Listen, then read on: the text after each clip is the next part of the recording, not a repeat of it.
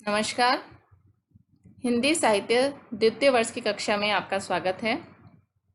विद्यार्थियों, हिंदी साहित्य के द्वितीय वर्ष के प्रथम प्रश्न पत्र में जो छंद से संबंधित इकाई है उसके अंतर्गत आज हम दोहा और चौपाई छंद के लक्षण और उदाहरण के बारे में बात करेंगे। दोहा छंद के संबंध में जो मुख्य बातें हैं वो आपको बता दी जा रही हैं कि जो दोहा है वह एक मात्रिक छंद है। मात्रिक अर्थात इसमें मात्राओं की गणना के आधार पर, जैसे कि हमने छंद के संबंध में कहा था कि छंद के मुख्य रूप से दो भेद हैं, मात्रिक छंद और वार्णिक छंद। जिसमें छंद का लक्षण मात्राओं के आधार पर गणना करके दिया जाता है वो मात्रिक छंद, और जिसमें वर्णों की गणना की जाए वह वार्णिक छंद। तो दोहा एक मात्रिक छंद है, अर्थात इसके जो नियम हैं वह इसकी मात्राओं के आधार पर लागू हैं।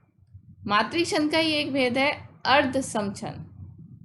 मात्रिक छंद के हमने कुछ भेद बताए थे, सम, अर्ध सम और विषम। अर्ध सम छंद के अंतर्गत दोहा छंद की गणना की जाती है।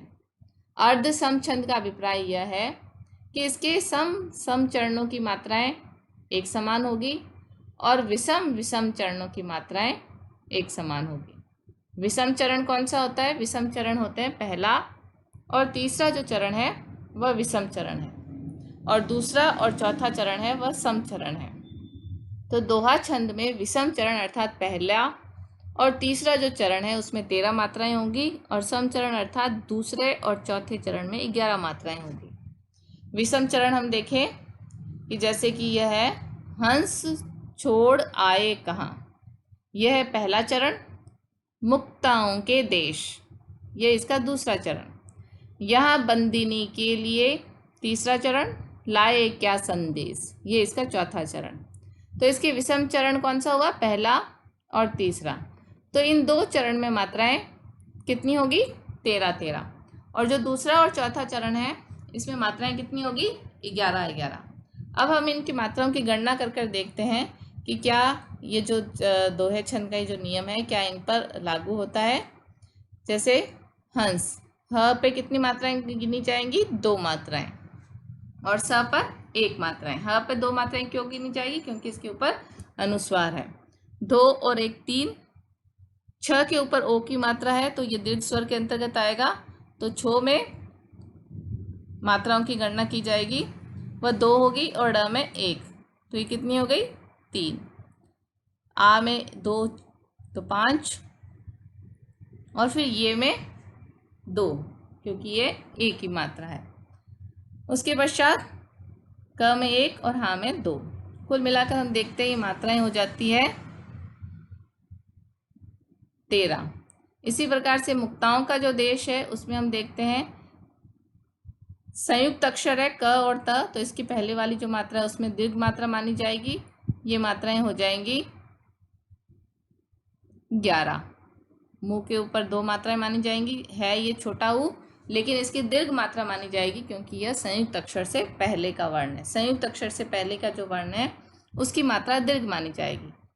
तो ये 2 2 4, 2 2 4 और 2 6, 2 8, 2 10 और 1 ये 11। तो इस प्रकार विषम चरण में 13 और सम चरण में 11। इसी प्रकार से हम यहाँ बंदिनी को गिनेंगे 1 2 3 4 5 6 7 8 9 10 11 12, और यहाँ पर हम ये जो संयुक्त अक्षर है उसको हम 2 गिनेंगे तो ये 13 हो जाती है मात्रा। तो इस प्रकार हम देखते हैं कि दोहा छंद में इस उदाहरण में ये मात्राओं की दृष्टि से अर्ध सम छंद के अंतर्गत दोहा छंद को हम शामिल करते हैं। इसी का एक उदाहरण और हम देखते हैं। उदित उदयगिरी मंच पर रघुबर बाल पतंग, बिकसे संत सरोज सब, हर्षे लोचन भ्रंग। इस छंद पर आप स्वयं इस पर मात्राएं लगाकर देखें, गणना कर कर देखें कि विषम चरण में 13 और सम चरण में मात्राओं की संख्या 11 होनी चाहिए। अब हम चौपाई छंद के बारे में जानते हैं। चौपाई छंद एक मात्रिक छंद है और यह सम छंद का उदाहरण है। सम छंद का अभिप्राय है कि इसके प्रत्येक चरण में, चारों चरण में एक समान मात्राएं होंगी। और चौपाई में हम देखते हैं कि प्रत्येक चरण में कितनी मात्राएं होती है, 16 मात्राएं होती है। और अंत में एक और नियम इसका है कि अंत में गुरु लघु नहीं होना चाहिए, गुरु लघु अंत में नहीं होना चाहिए। वस्तुतः चौपाई के अंत में एक मात्रा बढ़ाने से चौपाई छंद बन जाता है। एक छंद है चौपाई, उसी में जब एक और मात्रा बढ़ा दी जाती है तो वह चौपाई छंद बन जाता है। चौपाई में प्रत्येक चरण में 15 मात्राएं हैं और चौपाई छंद में प्रत्येक चरण में 16 मात्राएं होती है।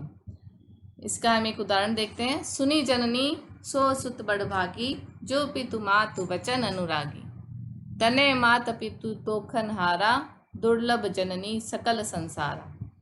इसमें हम प्रत्येक चरण में देखते हैं, इसके 4 चरण हैं। सुनी जननी मोह सुत बड़भाग सो सुत बड़भागी एक चरण, जो पितु मातु वचन अनुरागी दूसरा चरण, तने मात पितु तोखन हारा, दुर्लभ जननी सकल संसारा ये इसका चौथा चरण। इसमें प्रथम चरण में हम देखते हैं, मात्राओं की गणना करके देखें तो यहाँ 2 मात्राएं हो गई सुनी में, जननी में 4 मात्राएं हो गई, इसमें 2 सोह में 2 मात्राएं, इसमें भी 2 मात्राएं, इसमें 3 मात्राएं और इसमें 2 मात्राएं। बड़ भागी में बड़, इसमें एक एक मात्रा 2 और भा में 2 मात्रा, गी में 2 मात्रा। 2 2 4 5 6 7 8 9 10 11 12 13 14 15 और ये 16 मात्राएं हो जाती हैं।